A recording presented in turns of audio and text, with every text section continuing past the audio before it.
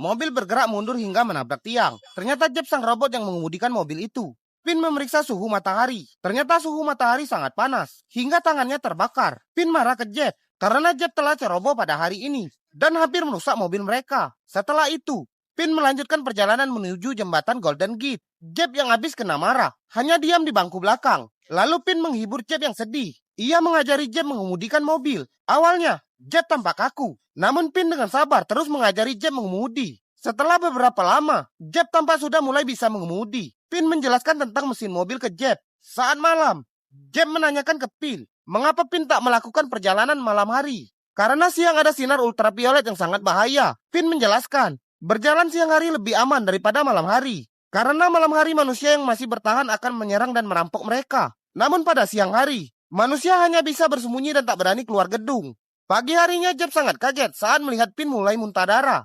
Ternyata penyakitnya makin parah. Jeb lalu membasahi anduk dan mengompres Pin yang mulai pingsan. Lalu Jeb mengendarai mobil melanjutkan perjalanan. Hingga sampailah mereka di sebuah kota.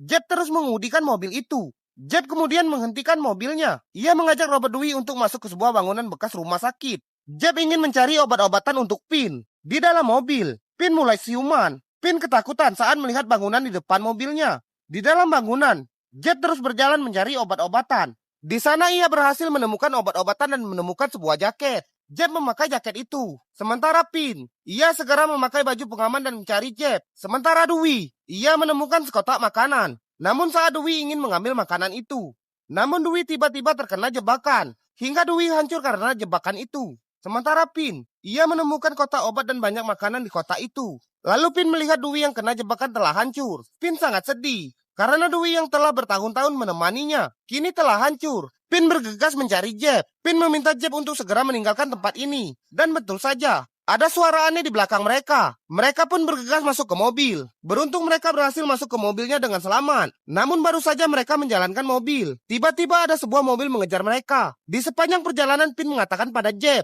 bahwa bangunan tadi adalah sebuah jebakan. Hingga saat malam, mobil itu terus mengejar mereka. Pin mematikan lampu mobil. Lalu ia meminta Jeb mengemudikan mobil itu, karena Jeb masih bisa melihat tanpa menggunakan lampu. Pin meminta Jeb untuk mengemudikan dengan cepat. Namun saat di jembatan, Jeb menghentikan mobil, karena jembatan terlalu rendah, dan mobilnya tak bisa masuk ke jembatan itu. Namun Pin tak peduli karena ia sangat takut akan ditangkap oleh orang yang mengejarnya.